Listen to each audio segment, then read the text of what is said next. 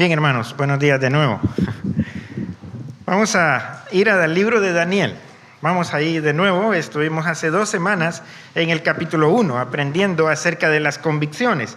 Esas convicciones firmes que no se pueden perder. De eso estamos hablando ahora que pensamos en un día de bautismos, por ejemplo, ¿no? Se bautizan las personas convencidas, que están claros respecto a la decisión sobre Jesucristo. Así es que continuamos con capítulo 2.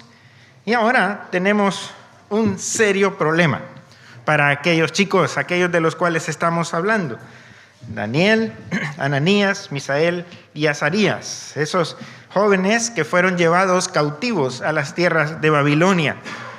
En la primera parte, en el primer capítulo de este libro, encontramos cómo ellos tuvieron esa lucha contra la tentación y cómo salieron victoriosos por sus convicciones plenas de quién es Dios para ellos. Ahora, en estos capítulos 2 y 3, vamos a ver a alguien que es creyente. Un creyente es leal a Dios, no va a fallar a Dios. Un creyente, aquel que tiene convicciones firmes, fuertes en el Señor, siempre va a ser una persona leal. ¿Qué es lo que está pasando en ese capítulo? Bueno, la historia está en los versículos 1 hasta el 13. Lo leo en esta versión Reina Valera 2020 y dice así: En el 2º año del reinado de Nabucodonosor, tuvo el rey sueños que perturbaron su espíritu y no le dejaron dormir. Hizo llamar a magos, astrólogos, encantadores y caldeos para que le explicaran sus sueños. Vinieron y se presentaron delante del rey. Él les dijo: He tenido un sueño y me encuentro muy perturbado, pues quiero conocer su significado. Entonces hablaron los caldeos al rey en lengua aramea. Bueno, la lengua aramea era como decir el inglés al día de hoy, el lenguaje de la corte. Por eso entraron de esa manera. Y dijeron ellos en el versículo 4: Rey, para siempre vive. Cuenta el sueño a tus siervos y te daremos la interpretación. Respondió el rey y dijo a los caldeos: El asunto lo he olvidado, pero si no me contáis el sueño y su interpretación, seréis hechos pedazos y vuestras casas serán convertidas en un montón de escombros. Pero si me contáis el sueño y su interpretación, recibiréis de mí dones, favores y gran honra. Decidme pues el sueño y su interpretación. Respondieron por segunda vez y dijeron: Cuenta el rey el sueño a sus siervos y le daremos la interpretación. El rey respondió y dijo: Estoy plenamente convencido de que intentáis ganar tiempo porque veis que ya he decidido lo que haré. Si no me contáis el sueño, una sola sentencia hay para vosotros. No me cabe la más mínima duda de que preparáis una respuesta mentirosa y perversa que decir delante de mí, entre tanto que pasa el tiempo. Contadme lo que soñé. De ese modo me convenceré de que también sois capaces de interpretarlo. Los caldeos respondieron al rey: No hay nadie en el mundo que pueda resolver lo que pide su majestad. Además, ningún rey, príncipe ni señor preguntó cosa semejante a ningún mago, ni astrólogo, ni caldeo. ¿Por qué?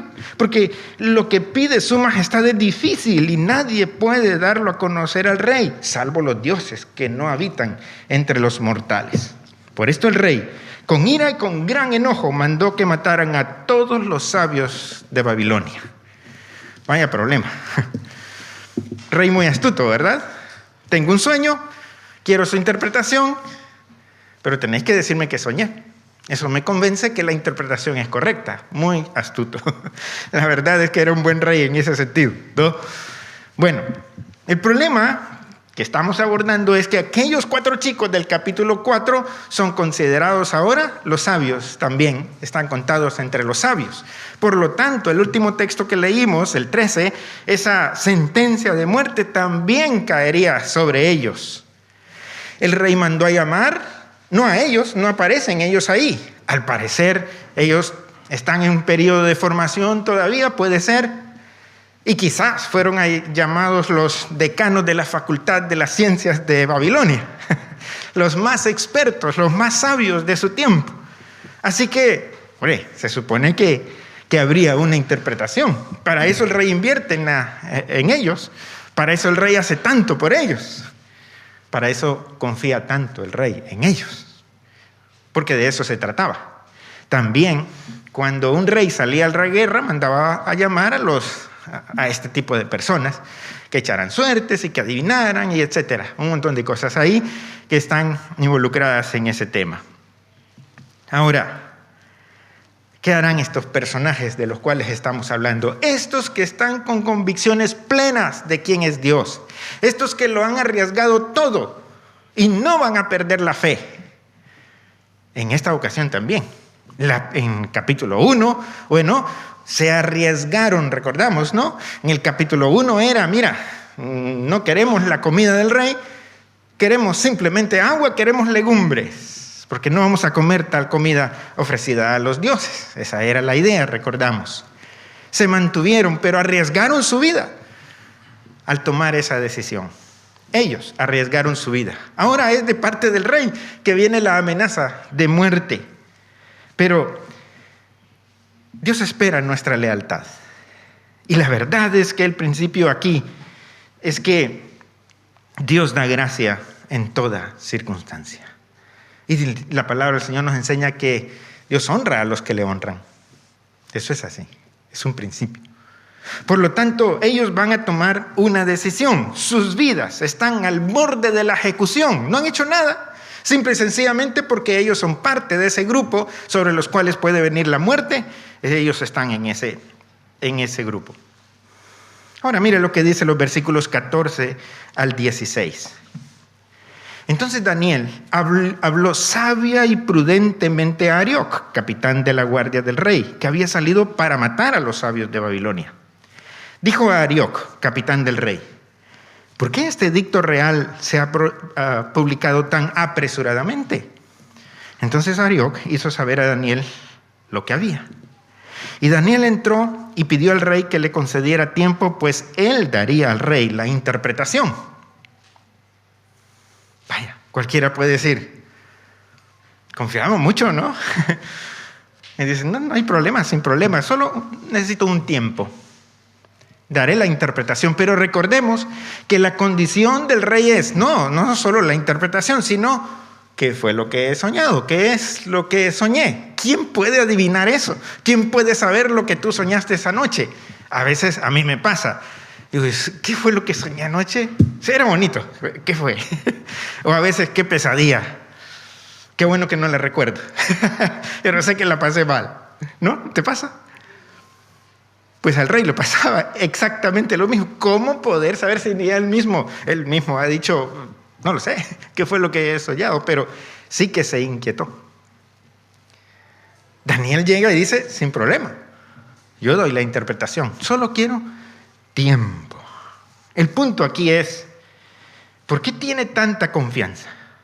Tenemos que retroceder al capítulo 1, versículo 17, donde dice, hablando de aquellos chicos que pasaron esa prueba de fe, a estos 4 muchachos Dios les dio conocimiento e inteligencia en todas las letras y ciencias. Y Daniel en particular entendía de visiones y de sueños. Con razón. Él sabe que su don no es suyo, es un regalo de Dios. Que él pueda tener esa capacidad que sobrepasa la ciencia. Por lo tanto, puede ir con toda convicción al rey, porque sus convicciones están basadas en el omnipotente, aquel que todo lo puede hacer, inclusive aquel que tiene tanto conocimiento que conoce nuestros pensamientos y las intenciones de nuestro corazón. Son las convicciones de Daniel.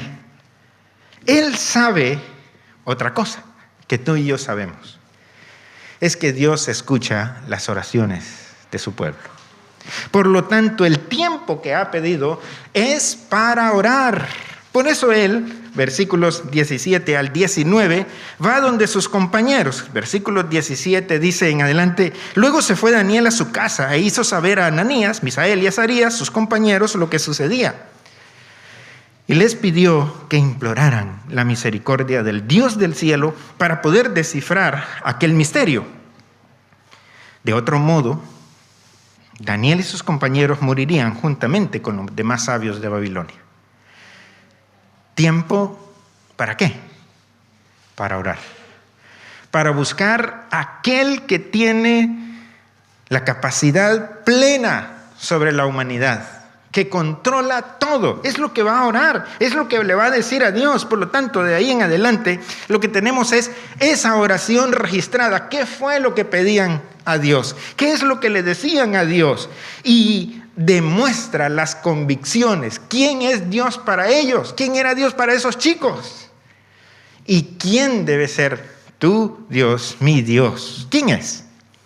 ¿Quién es ese Dios al cual oramos? Porque al orar es un acto de fe.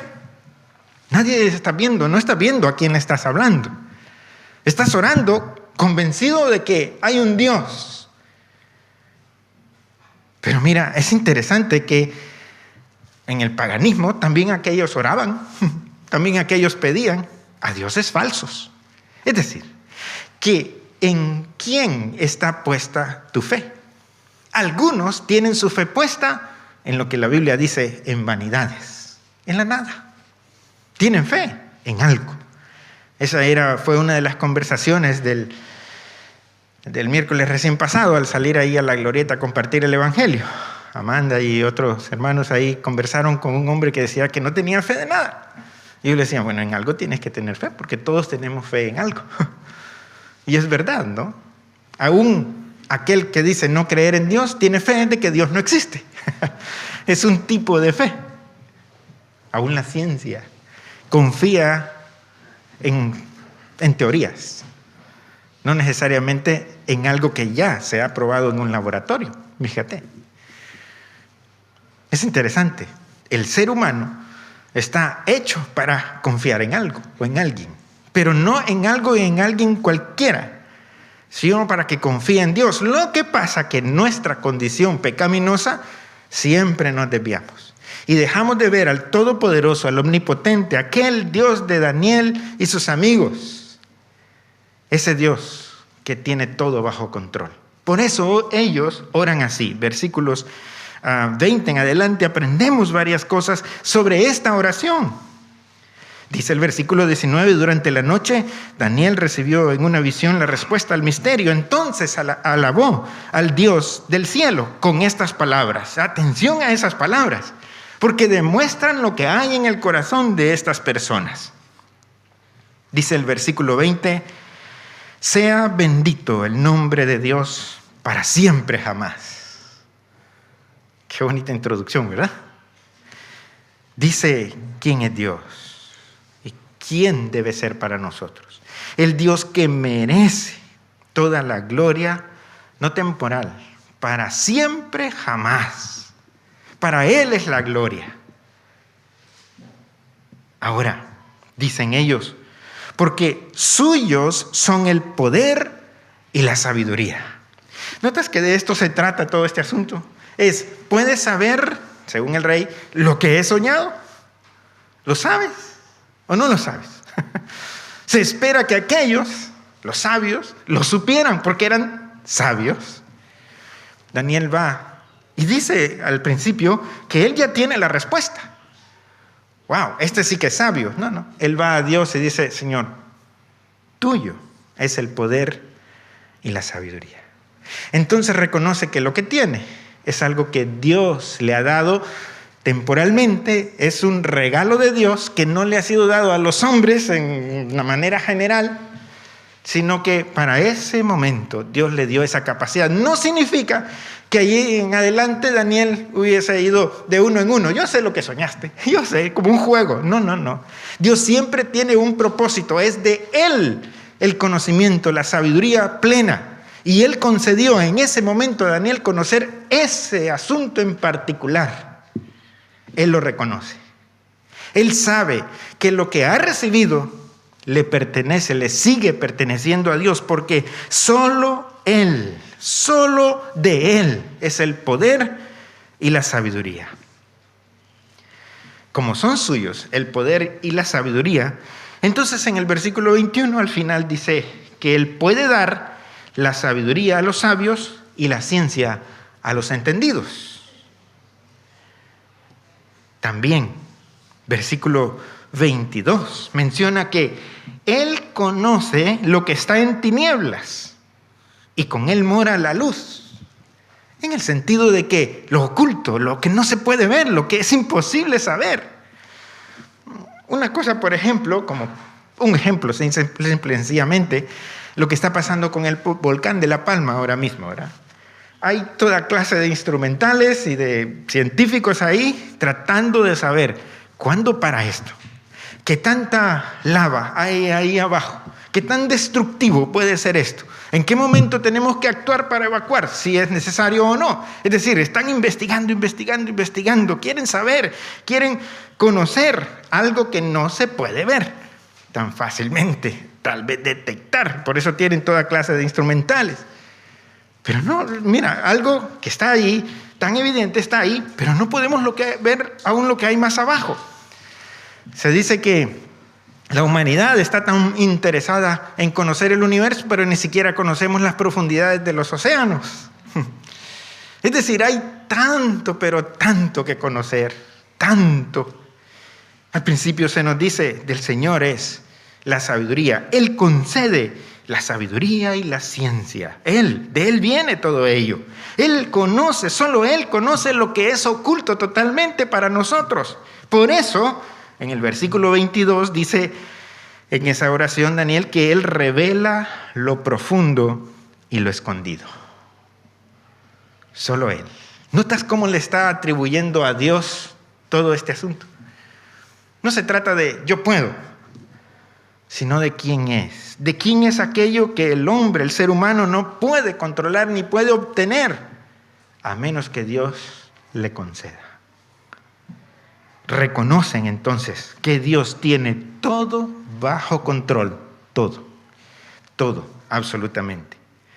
Es interesante lo que dice el versículo 21. Dice que Dios cambia los tiempos y las edades, quita reyes y pone reyes. ¿Sabes qué? Es que de esto se trata el sueño del rey. La inquietud del rey. Más adelante también se lo da a conocer Daniel. Tú lo que te interesa es saber los tiempos, qué va a pasar. ¿Y quién no, verdad? ¿A quién no le interesa saber, wow, hacia dónde vamos? ¿Vendrá otra crisis? ¿Cuándo acabará esto de la pandemia? Sí, estamos como queriéndonos adelantar, es normal, es lógico. Ese es un rey, Nabucodonosor, el soberano de un imperio impresionante para su tiempo. Diríamos, la nación más poderosa del mundo en ese momento. ¿Qué tanto podría conquistar? ¿Hasta dónde podría llegar? ¿Dónde podría poner en riesgo su reino? Está pensando en eso, está inquieto en la política mundial de su tiempo. ¿Cómo saberlo? Imposible para él, no lo puede saber. Pero hay alguien que tiene el control también de los gobiernos. Dice que hay alguien allí que pone y quita reyes. El sueño de Nabucodonosor, que no nos da tiempo para estudiarlo hoy, porque esto es muy profundo, porque no solamente hay que estudiar este pasaje, hay que irse a través de la historia e inclusive estudiar algunos otros libros, como el Apocalipsis inclusive. Pero tiene que ver, en gran resumen, de qué va a pasar con ese imperio que en ese momento es una gran potencia. Más adelante vendría otro imperio, los medos y persas, que habrían de arrebatar ese primer lugar del mundo. Ellos serían la potencia de ahí en adelante. Pero acabaría ese poder. Vendrían los griegos más adelante y serían la potencia. Y más adelante vendrían los romanos, el imperio romano. Todo reino humano termina. Todo poder humano acaba. Pero la historia, y por eso tenemos que irnos hasta el final de los tiempos, porque nos enseña la palabra de Dios. Él que conoce los tiempos.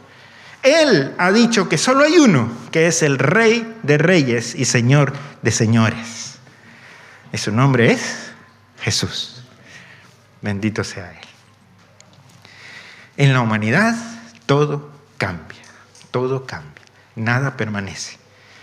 Pero Dios es el mismo ayer y hoy y por los siglos. Solo en Él podemos confiar. Solo Él tiene el control absoluto de toda la historia. Solo Él tiene el poder absoluto del universo entero. Todo lo debemos a Él, todo. Si sabemos algo, lo debemos a Él. Si estamos en tal o en cual posición, lo debemos a Él. Si tenemos salud o no, lo debemos a Él. Si tuviste que comer o no, lo debes a Él. Lo debemos a Él. Es gracia.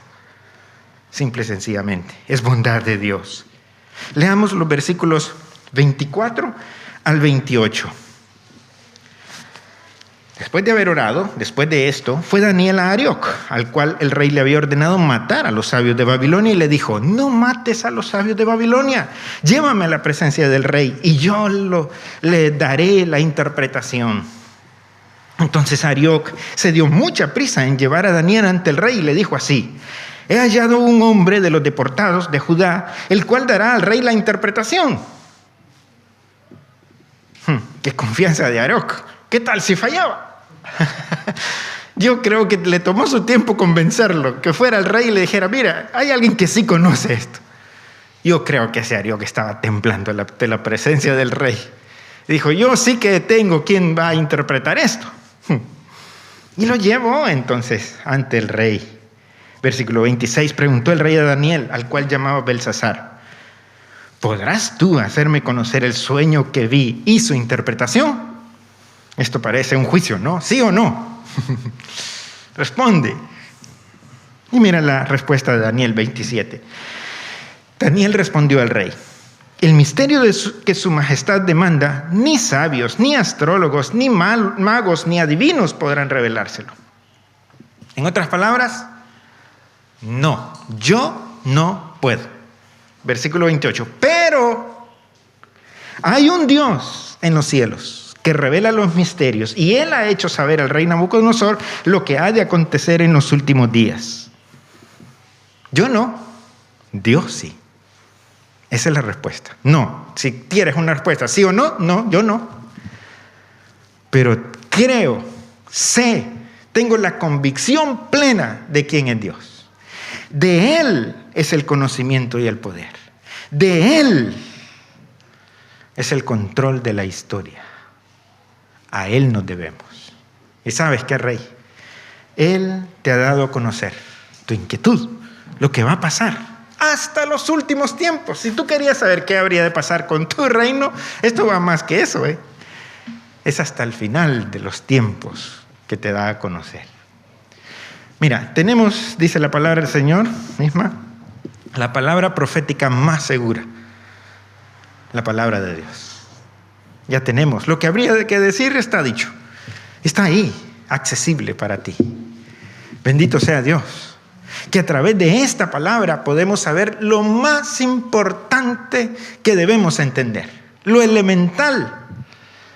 Y lo elemental sobre todo es que hay vida eterna en Cristo Jesús, que hay un final glorioso para los hijos de Dios, para los hijos de Dios.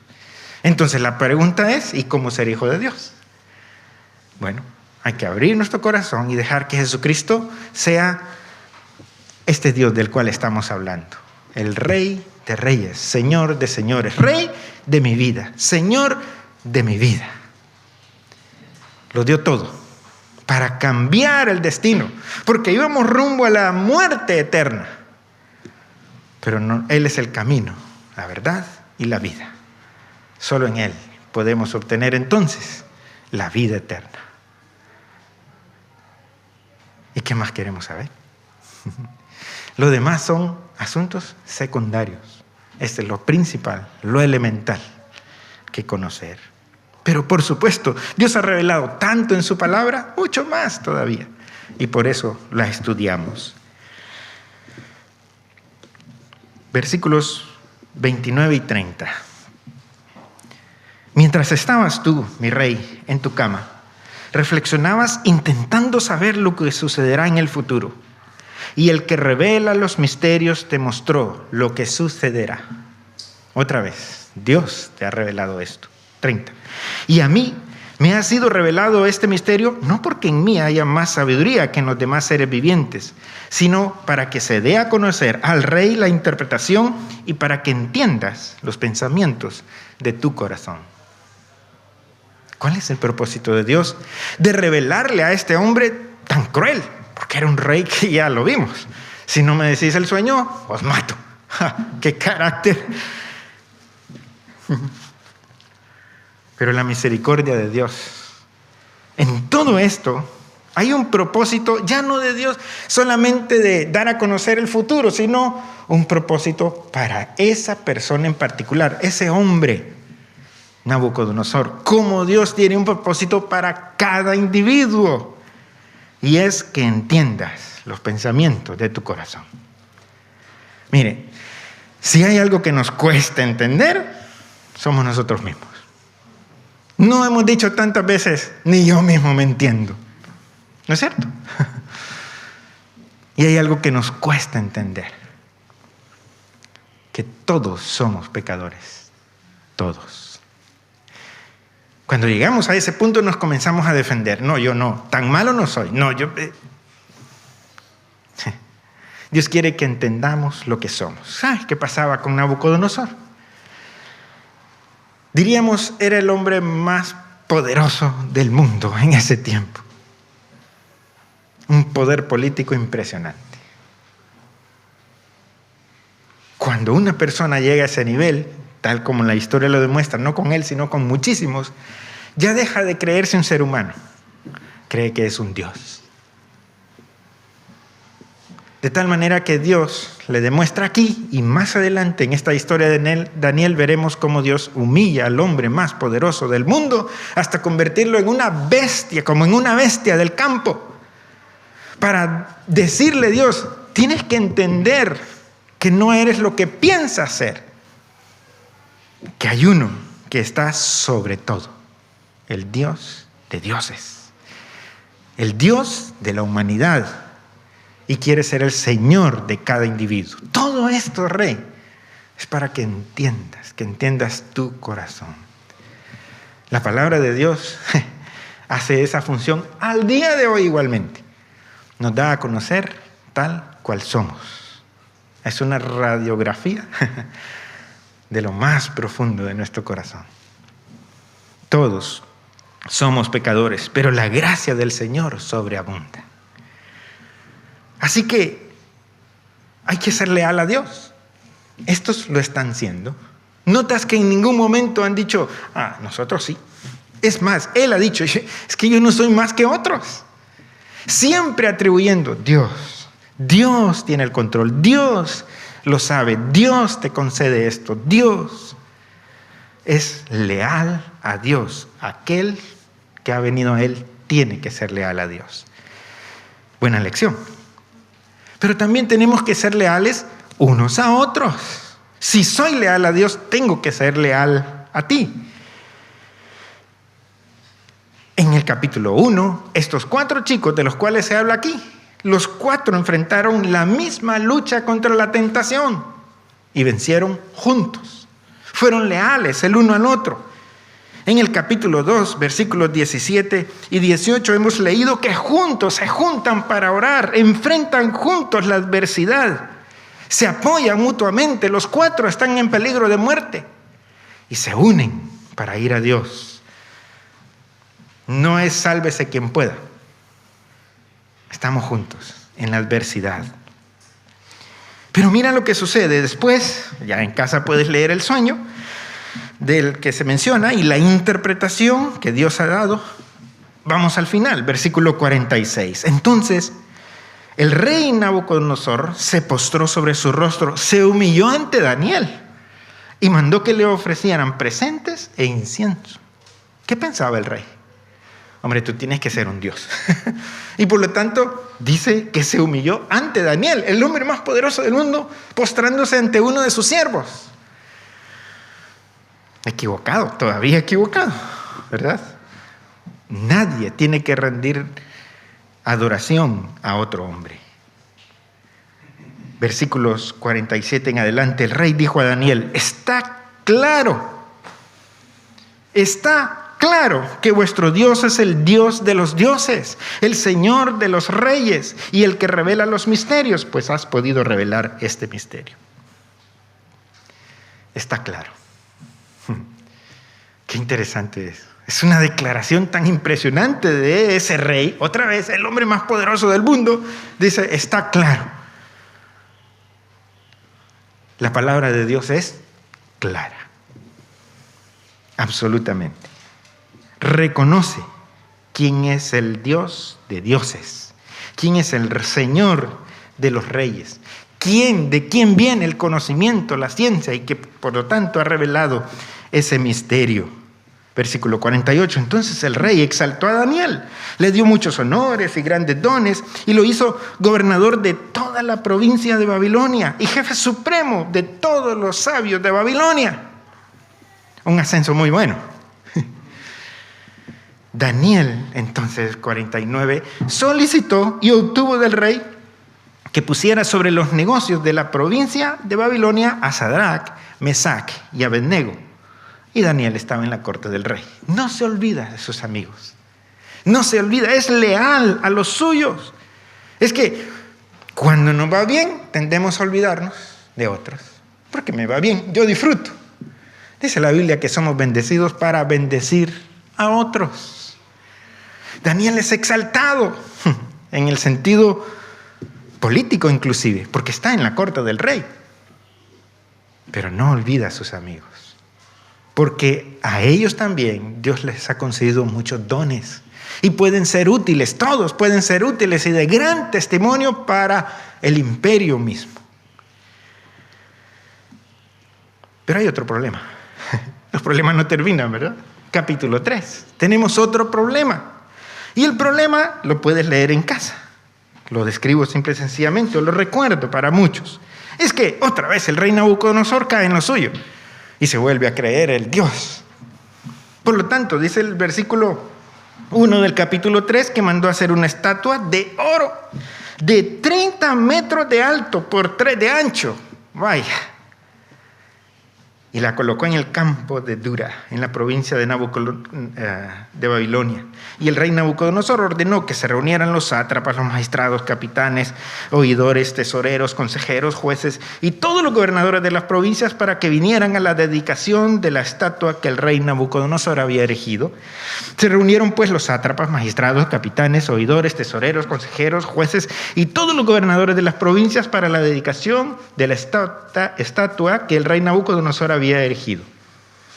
Todos formaron ante la estatua erigida por el rey Nabucodonosor. Y el pregonero anunciaba en alta voz: se os ordena a vosotros, pueblos, naciones, lenguas, que al oír el son de la bocina, la flauta, la cítara, el arpa, el salterio, la zampoña y todo instrumento de música, os postréis y adoréis ante la estatua de oro que el rey Nabucodonosor ha erigido. Que viva la música, dijo, ¿verdad? Con alegría, como dicen los andaluces. Zampoña, música, todo. Una estatua de oro que la representa. Ahora, bueno, locuras de reyes, de esos reyes. Pero el problema es el versículo 6. Y cualquiera que no se postre y adore, inmediatamente será echado dentro de un ardiente horno de fuego. Capítulo 1, gente de convicciones, leales a Dios. Capítulo 2, gente leal a Dios. ¿Se van a postrar? Si son leales, no. Son leales, ya lo han demostrado 2 veces. Una tercera vez. Esta vez es duro. Un horno de fuego ardiente para ellos. Pero tienen que estar otra vez estos unidos para mantenerse firmes en la fe. Aquí está el punto. Aquí es donde entramos nosotros en la historia. Tú y yo, si hay algo que Dios quiere de nosotros, es que estemos firmes en la fe. Y según este principio, nos necesitamos los unos a los otros. Nos necesitamos. Tú y yo somos débiles. Para mantenernos firmes, tiene que haber una interdependencia, animarnos los unos a los otros. Por eso, entonces en los versículos siguientes, entonces estos dan a conocer sus convicciones. Y dicen en el versículo 16, Sadrac, Mesach y Abed-Nego respondieron al rey Nabucodonosor: no es necesario que te respondamos sobre este asunto. Nuestro Dios, a quien servimos, puede librarnos del ardiente horno de fuego, y de tus manos, rey nuestro, nos librará. Y si no, has de saber, rey nuestro, que no serviremos a tus dioses, ni tampoco adoraremos la estatua que has erigido. No cedemos. No es negociable.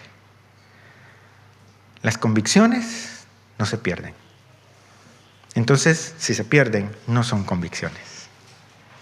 Firmes, capítulo 1. Firmes en el capítulo 2. Firmes en el capítulo 3. ¡Wow! Pero nota, juntos.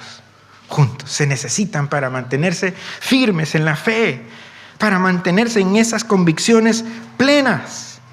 Y cuando estamos juntos, entonces juntos disfrutaremos el poder de Dios. Versículos 24 y 25.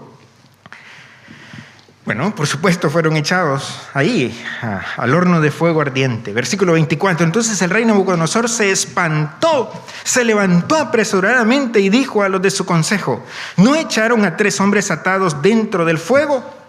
Ellos respondieron: así es, nuestro señor. Y él dijo: sin embargo, yo veo a 4 hombres sueltos que se pasean en medio del fuego sin sufrir ningún daño. Y el aspecto del cuarto es semejante a un hijo de los dioses. ¿Qué está pasando ahí? ¿Cómo se explica esto? Fueron efectivamente, conforme a sus propias palabras, no cederemos. Y si no, ve tú lo que harás. Ya lo has dicho. Y por supuesto, al horno de fuego. Pero la sorpresa es, en ese horno de fuego, recalentado, al rojo vivo, se describe así, están vivos. ¿Qué está pasando? Es más, hay alguien ahí con un aspecto diferente. No parece ser otro hombre.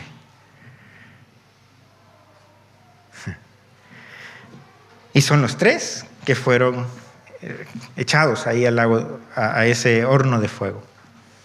Y los 3 disfrutan del poder de Dios. Juntos. Qué bonito, ¿verdad? Qué unidad se ve. No se ha partido este grupo. Sigue igual desde el principio, juntos, en todo momento, en toda situación, en la prueba más dura, en la prueba más difícil, pero disfrutando el poder de Dios juntos. Y no solo eso, sino cosechando fruto para la gloria del Señor juntos. Porque mira lo que dicen los versículos siguientes. Versículo 26. Entonces Nabucodonosor se acercó a la puerta del horno de fuego ardiente y dijo: Sadrac, Mesach y Abed-Nego, siervos del Dios Altísimo, salid y venid. Sadrac, Mesach y Abed-Nego salieron de en medio del fuego y se juntaron los sátrapas, los gobernadores, los capitanes y los consejeros del rey para mirar a estos jóvenes a quienes el fuego no había podido quemarles el cuerpo y ni siquiera un solo cabello de la cabeza. Sus ropas estaban intactas y ni siquiera olían a humo. Los sátrapas, los gobernadores, todos ellos admirados. Nabucodonosor mismo reconociendo nuevamente quién es Dios, porque los llama diciendo: siervos del Dios Altísimo. Están cosechando, ¿verdad? Fruto. Dios va a ser y está siendo ya glorificado.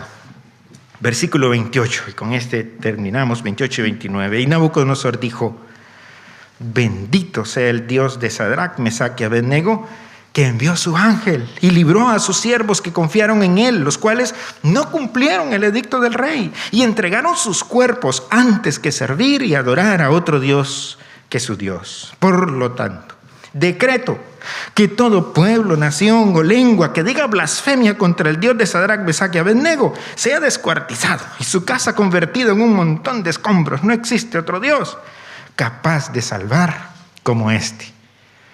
Si yo hubiese estado ahí, hubiese dicho: amén. No hay otro Dios capaz de salvar como este. Es que Dios ha hecho lo mismo con nosotros. Nos salvó de la muerte eterna. Él se entregó por nosotros, dio su vida por nosotros.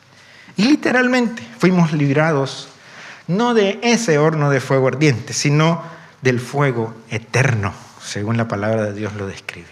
De la condenación eterna. Ya nos libró.